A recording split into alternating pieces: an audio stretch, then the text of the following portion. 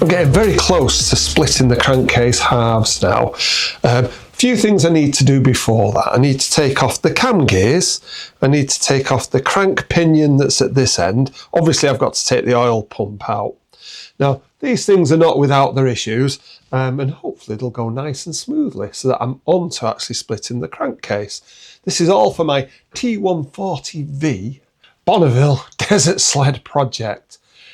It's coming up to its 50th birthday in August of next year, and before then I'm intending to be riding this bike, so I do need to crack on and get this engine sorted. Oil pump should come off easy enough. There's just the two nuts that hold it on. The cam gears, these are a left-hand threaded nut, so I need to bear that in mind. And you need a special puller for pulling them off. You wouldn't need to take them off if you were just splitting the cases to do the sludge trap. But I am intending to have a look at the cams as well, so I do need to take them off. The puller that you need for the bottom pinion is a bit more complex than most, and hopefully it'll work for me. It has done in the past. They're 7/16, and they do have a bit of a conical side on that side. You need to try and find a good fitting socket, and unfortunately because of the shape of the actual thing, none of them will fit on particularly well. This should be all right. Let's see how we go on.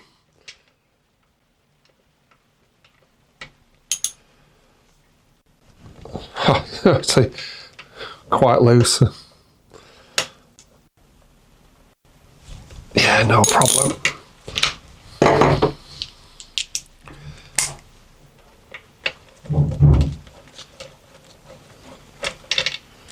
That's one.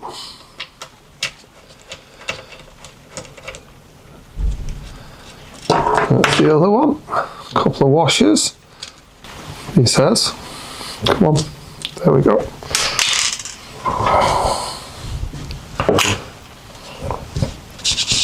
And it should just pull off the studs.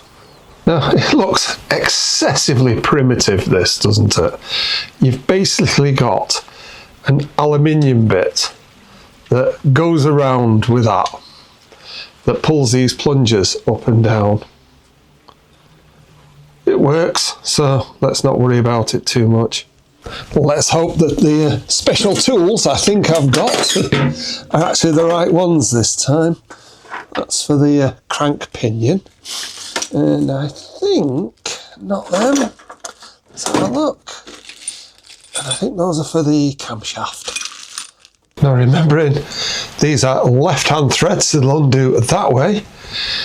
This one is a 1 1/8, and this one is 1 inch.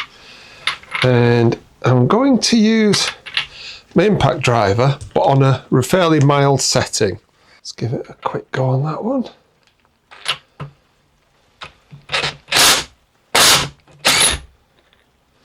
That came off easy enough.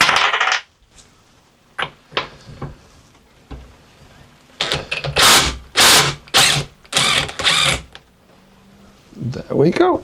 And the pinion at the bottom is also 1 1/8, but this time it's a normal thread, so undoes the normal way.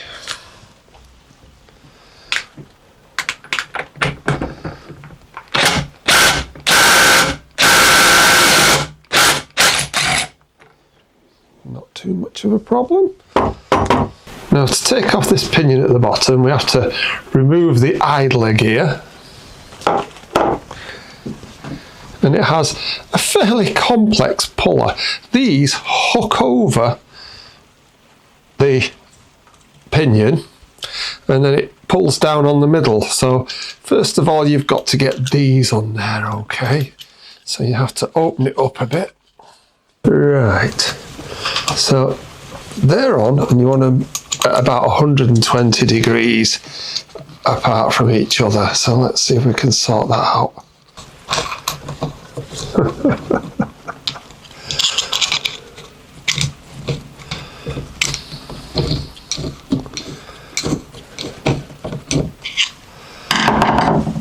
So like I said, we want these at about 120 degrees to each other. There's 3 legs.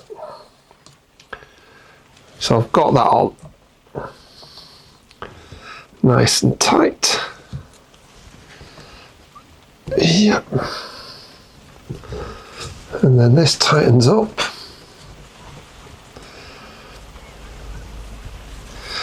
And what we need to do, got that on. I do think I'll need something to hold that, but let's just give it a go first of all. It's a 9/16, and actually it's pulling it straight off.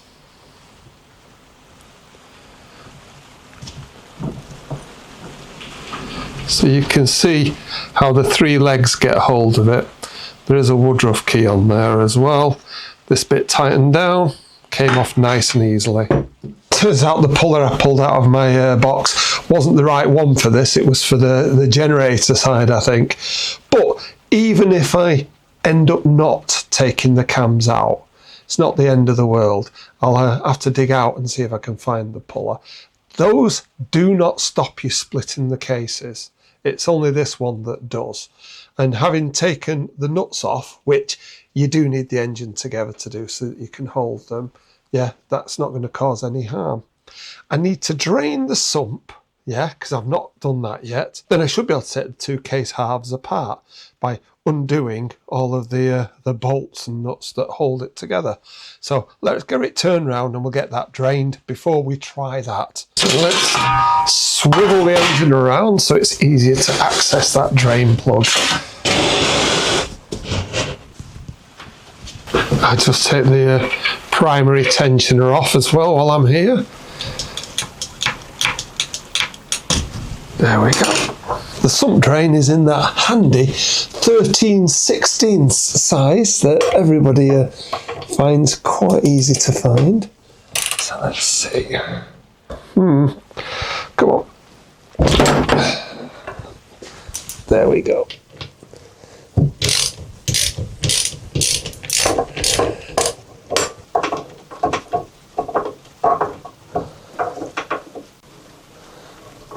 There we go. You should always take this out because there is a filter on there, and it looks like nearly everything's drained out. I'll let it drip for a while. I might even squirt a bit of brake cleaner inside just to help some of the stuff out. I'll be honest, that went a little bit better than I expected.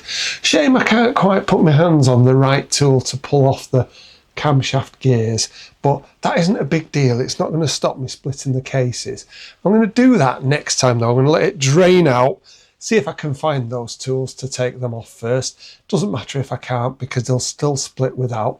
And next time I will be splitting the cases. Doing this in quite small chunks.